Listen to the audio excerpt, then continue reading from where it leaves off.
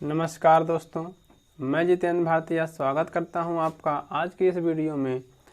दोस्तों, इस वीडियो में हम अवतल दर्पण द्वारा प्रतिबिंब का बनना सीखेंगे। तो अवतल दर्पण में प्रतिबिंब किस प्रकार बनता है, ये जानने से पहले हम थोड़ा सा इसका बेसिक पॉइंट जान लेते हैं।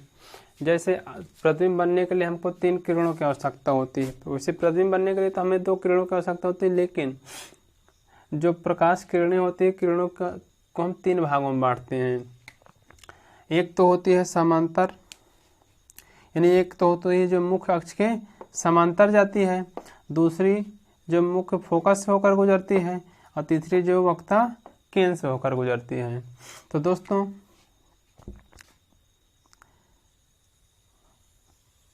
जो ऐसी प्रकाश किरण जो मुख्य अक्ष के समांतर जाती है, वो परावर्तन के पश्चात कहाँ से गुजरती है, तो मुख्य फोकस से होकर गुजरती है। कहाँ से गुजरेगी? मुख्य फोकस से। तो पहला पॉइंट आपको ये याद रखना है कि जो मुख्य अक्ष के समांतर प्रकाश किरण जाएगी तो परावर्तन के पश्चात कहाँ से गुजरेगी? मुख्य फोकस से गुजरेगी। और जो मुख्य फोकस से होकर गुजरती है वो परावर्तन के पश्चात क्या होती है? मुख्य अक्ष के समांतर हो जाती है। दूसरा पॉइंट आपको क्या याद रखना है कि जो प्रकाश किरण मुख्य फोकस से होकर गुजरती है वो परावर्तन के पश्चात मुख्य अक्ष के क्या होती है? समांतर हो जाती है। और जबकि मुख्य अक्ष के समांतर वाली प्रकाश किरण परावर्तन के पश्चात क्या होती थी? मुख्य फोकस से होकर गुजरती थी। तो पहला पॉइंट में आपको याद रखना है कि जब प्रकाश किरण मुख्य अक्ष के समांतर होगी तो परावर्तन के पश्चात कहाँ से गुजरेगी? मुख्य फोकस से होकर गुजरेगी। कहाँ से? मुख्य फोकस यानी एफ से होकर गुजरेगी। और जब प्रकाश किरण मुख्य फोकस से होकर गुजरती हैं तो वो परावर्तन के पश्चात क्या होती है? मुख्य अक्ष के समांतर हो जाती है। अर्थात ये आपकी मुख्य अक्ष वाली रेखा है और इसके समांतर क्या हो गई? ये वाली रेखा हो गई। तो दूसरा पॉइंट आपको याद रखना है कि जब प्रकाश किरण मुख्य फोकस से होकर गुजरेगी तो क्या होगी? मुख्य अक्ष के समांतर हो जाएगी। और तीसरी होती है एक किरण जो वक्ता केंद्र से होकर गुजरती है। तो जो किरण वक्ता केंद्र से होकर गुजरती है वो क्या होता है? वो परावर्तन के पश्चात पुनः उसी मार्ग में वापस लौट जाती है। यानी तीसरा पॉइंट आपको याद रखना है कि जो प्रकाश किरण जो प्रकाश किरण वक्ता केंद्र से होकर गुजरेगी वो परावर्तन के पश्चात पुनः उसी मार्ग में वापस लौट जाती है। जबकि पहला पॉइंट आपका क्या था?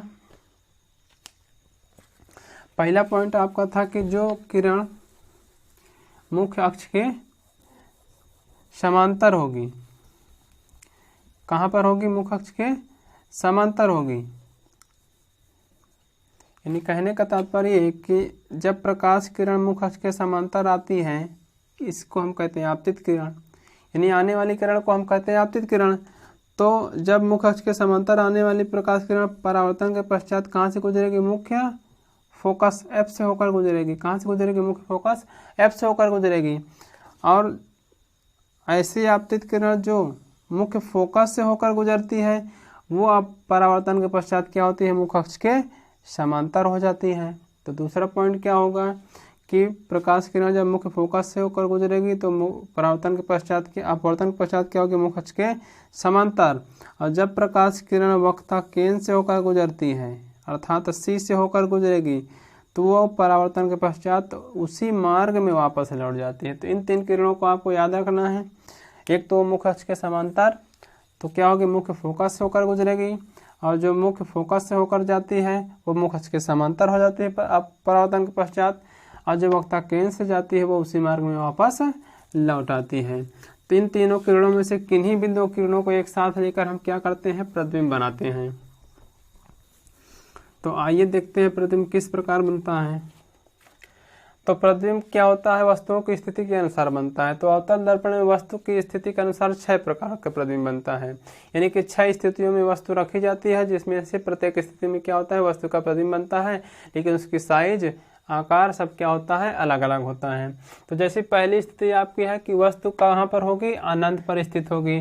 तो जब वस्तु अनंत पर स्थित होती है तो मित्रों जो वस्तु का प्रतिबिंब होता है वो मुख्य फोकस पर बनता है। कहाँ पर बनता है? मुख्य फोकस पर बनता है। क्यों? क्योंकि आपको पता है कि जब प्रकाश किरण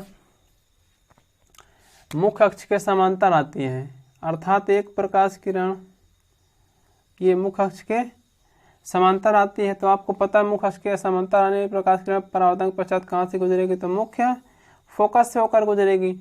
ये हो गई आपतित किरण और ये हो गई परावर्तित किरण। दूसरी मान लेते बिंदु बी से होकर गुजरती हैं, तो ये भी मुख्य अक्ष के समांतर गई।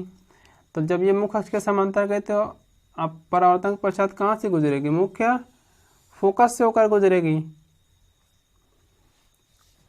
कहने का तात्पर्य है कि एक किरण बिंदु ए से, यानी ये वस्तु ए भी कोई वस्तु है जो अनंत पर रखी हुई है, और अनंत पर रखी वस्तु की साइज को हम निर्धारित नहीं कर सकते हैं, इसलिए अनंत से आने वाली प्रकाश किरणें क्या होती है, मुख्य अक्ष के समांतर लिया जाता है। तो मुख्य अक्ष के समांतर आने वाली प्रकाश किरण परावर्तन के पश्चात कहाँ से गुजरेगी, मुख्य फोकस से होकर। ये आपका क्या था, मुख्य फोकस था एफ। और दूसरी वाली बिंदु बी अर्थात अनंत से आने वाली प्रकाश किरण जो बिंदु बी से आ रही थी, वो परावर्तन के पश्चात कहाँ से गुजरी, मुख्य फोकस से। तो जहाँ पर दोनों किरणें मिलेंगी वहीं पर क्या बनता है, वस्तु का प्रतिबिंब बनता है। तो कहने का तात्पर्य कि जब वस्तु अनंत पर स्थित होगी, जब वस्तु अनंत पर स्थित होगी तो उसका प्रतिबिंब कहाँ पर बनेगा, मुख्य फोकस पर बनेगा। और मुख्य फोकस पर बनेगा तो उसका आकार क्या होगा, तो बिंदु आकार का होगा। उसकी प्रकृति क्या होगी, तो जब प्रकाश किरणें, मित्रों जब प्रकाश किरणें परावर्तन के पश्चात वास्तव में मिलती हुई प्रतीत होंगी, यानी कि कहने का मतलब दोनों किरणें जब वास्तव में मिल रही होंगी तो प्रतिबिंब वास्तविक होगा। और जब आप उनको जबरदस्ती मिलाएंगे अर्थात दर्पण के पीछे मिलाएंगे, जैसे मान लो इन किरणों को हम मिला ऐसे बढ़ा दें, ये कहीं जाकर मिलेंगी, तो इन किरणों को हम क्या कहेंगे, काल्पनिक किरण कहेंगे। और काल्पनिक किरणों के द्वारा क्या होता है, हमेशा काल्पनिक प्रतिबिंब बनता है। जो वास्तविक प्रतिबिंब होता है उसको हम पर्दे पर ले सकते हैं अर्थात पर्दे पर बना सकते हैं, लेकिन जो काल्पनिक प्रतिबिंब होता है उसको हम पर्दे पर नहीं ले सकते हैं। तो कहने का मतलब ये कि जब प्रकाश किरण मुख्य अक्ष के समांतर आती है तो परावर्तन के पश्चात मुख्य फोकस से होकर गुजरती है।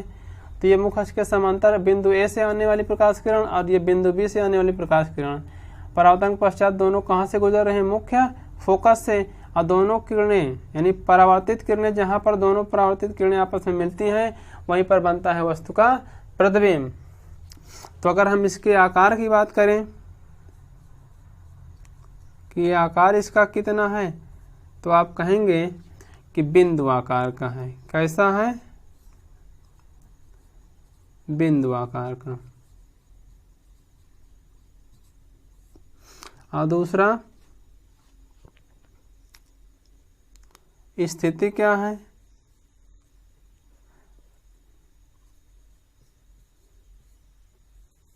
स्थिति से तात्पर्य है कि वस्तु का प्रतिबिंब कहाँ पर बनता है। तो कहाँ पर बनता है, एफ पर। एफ मतलब मुख्य फोकस पर।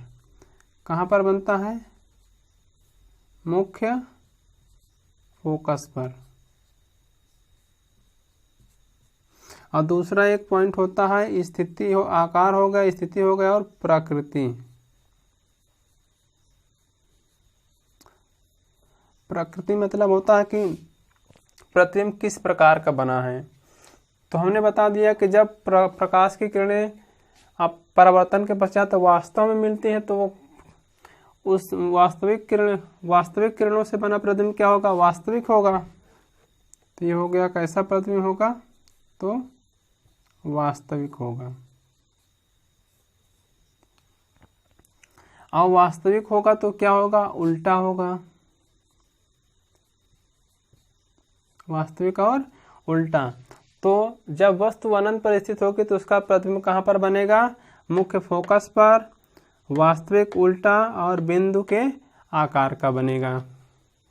तो आइए दूसरा पॉइंट देखते हैं कि जब वस्तु वक्ता केंद्र व अनंत के बीच स्थित होगी, तो इधर आपकी अनंत दूरी है, ये वक्ता केंद्र इन दोनों के बीच में स्थित है।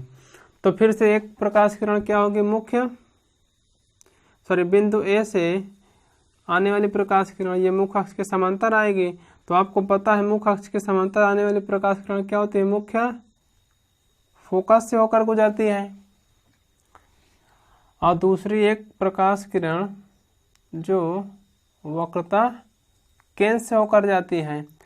तो वक्ता केंद्र से होकर जाने वाले प्रकाश किरण आपको पता है कि क्या होता है, वो उसी मार्ग में वापस लौट जाती है जहाँ से आई थी। दोनों किरणें कहाँ पर मिल रही हैं, ये बिंदु पर मिल रही हैं। अर्थात इस मुख्य अक्ष से इसकी लंबाई नापेंगे तो ये इसकी लंबाई बनेगी, और ये कैसा है, उल्टा है। जब ये प्रतिबिंब आपका था ए और बी, तो यहाँ पर बन जाएगा बी डैश ए डैश। अर्थात अगर हम इसकी स्थिति, आकार और प्रकृति की बात करेंगे तो ये बन जाएगा, इसकी स्थिति क्या है यानी आकार क्या है, तो आकार देखेंगे आपकी बिंदु वस्तु जो ए बी था वो उसका प्रतिबिंब क्या है, ए डैश बी डैश क्या है, छोटा है। तो आप बताएंगे आकार क्या है, वस्तु से छोटा, वस्तु से कैसा है, तो छोटा है।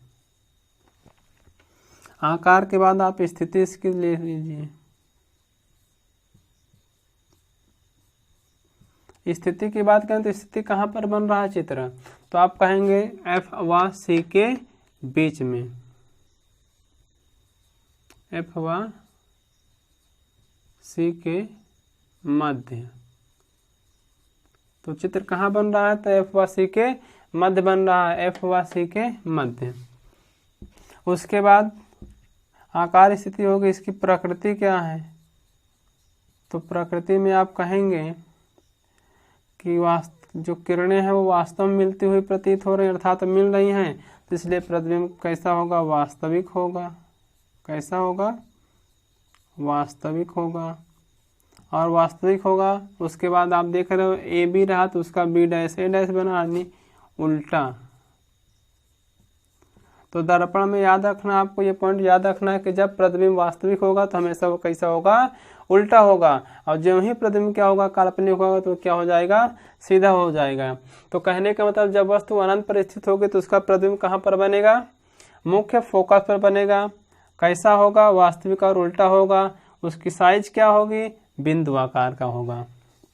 और जब वस्तु वक्ता केंद्र व अनंत के बीच स्थित होगा तो उसका प्रतिबिंब कहाँ पर बनेगा, तो आप कहेंगे एफ व सी के मध्य में बनेगा। उसकी प्रकृति क्या होगी, तो वास्तविक और उल्टा होगा। और उसका आकार क्या होगा, तो वस्तु से छोटा होगा। जब वस्तु कहाँ पर होगी, वक्ता केंद्र पर। तो ये रहा आपका वस्तु ए और बी, ये कोई वस्तु रखी, कहाँ पर रखी है, सी पर रखी है, सी अर्थात वक्ता केंद्र पर रखी हुई है। तब क्या होता है, मुख्य अक्ष के समांतर बिंदु ए से आने वाली प्रकाश किरण ये आई और मुख्य अक्ष के समांतर। और आपको पता है मुख्य अक्ष के समांतर आने वाली प्रकाश किरण परावर्तन के पश्चात कहाँ से गुजरती है, तो मुख्य फोकस से होकर गुजरती है। तो ये मुख्य फोकस से गुजर गई। और उसके बाद दूसरी एक फिर बिंदु ए से प्रकाश किरण आती है जो मुख्य फोकस से। तो आपको पता है मुख्य फोकस से आने वाली प्रकाश किरण कहाँ से गुजरती है, तो आप कहेंगे मुख्य अक्ष के समांतर हो जाती है ये। और जब मुख्य अक्ष के समांतर, थोड़ा सा अगर इस सीधी लाइन खींच लेते हैं,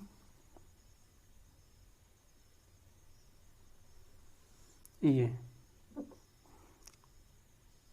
इसको आप पटरी से खींचेंगे तो बहुत सीधी लाइन रहेगी, तो अच्छे से मिलेगा ये। तो ये आपका रहा यहाँ पर सी, और ये जहाँ पर वस्तु प्रतिबिंब मिला यहीं पर बन गई, सॉरी यहाँ पर प्रकाश किरणें मिली यहीं पर बन गए वस्तु का प्रतिबिंब। और ये वस्तु का प्रतिबिंब कैसा है, तो बी डैश ए डैश, यानी कि ऊपर वाला क्या हो गया, नीचे आ गया, अब नीचे वाला साथ में है। तो कहने का तात्पर्य कि जब वस्तु वक्ता केंद्र पर स्थित होगा तो वस्तु का प्रतिबिंब कहाँ पर बनेगा, वक्ता केंद्र पर ही बनेगा। अब देखो ना, ये वक्ता केंद्र पर ए भी कोई वस्तु रखी हुई, तो बिंदु ए से आने वाली प्रकाश किरण ये परावर्तन के पश्चात जो मुख्य अक्ष के समांतर थे, इसलिए मुख्य फोकस से होकर गुजरी है। और जब मुख्य फोकस से आई थी वो मुख्य अक्ष के समांतर हो गई है। और जहाँ पर दोनों वास्तविक किरणें मिल रही हैं यहीं पर बन जाएगा वस्तु का प्रतिबिंब। और वस्तु का प्रतिबिंब कैसा होगा, तो वास्तविक होगा। और ये कैसा है, ये सीधा रहा, तो ये क्या है, उल्टा है। तो वास्तविक और उल्टा हो गया। कहाँ पर बना, तो सी पर बना। उसके बाद साइज क्या है, तो जितना बड़ा ये है उतना बड़ा ये है, अर्थात वस्तु का प्रतिबिंब वस्तु के आकार के बराबर है। तो आप यहाँ पर लिख सकते हैं कि वस्तु की प्रतिबिंब की स्थिति क्या है,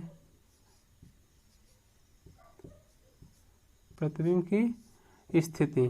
तो स्थिति आप क्या बताएंगे? वक्ता केंद्र पर। क्या बताएंगे? वक्रता केंद्र पर ही।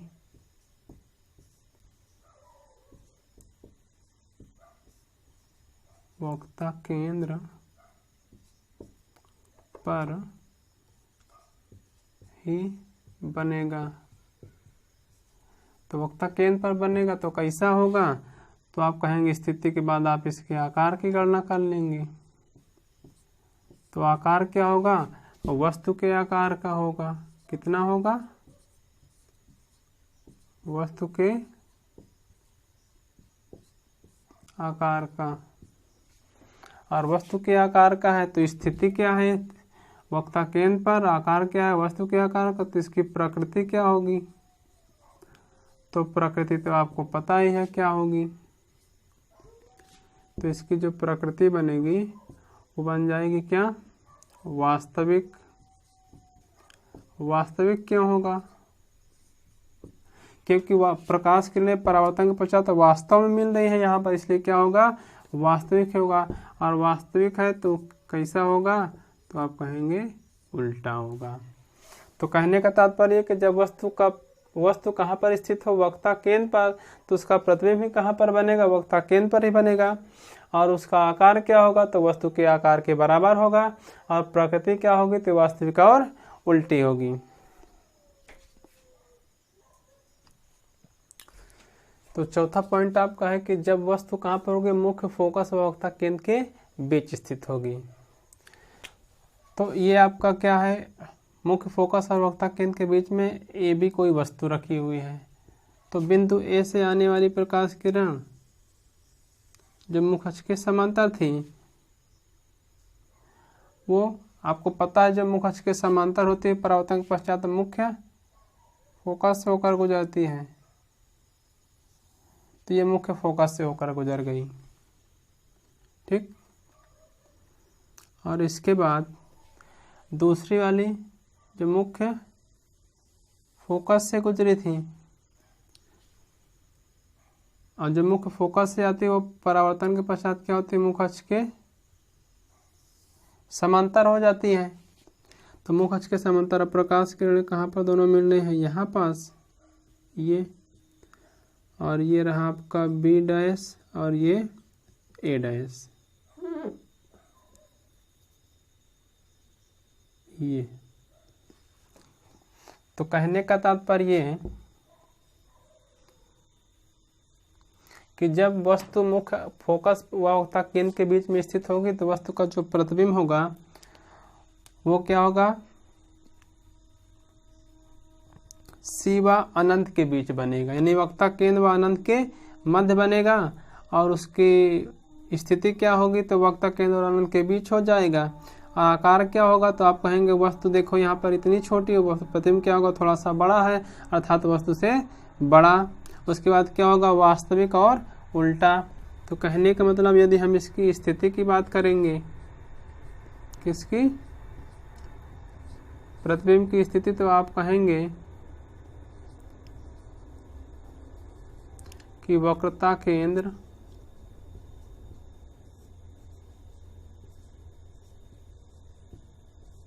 व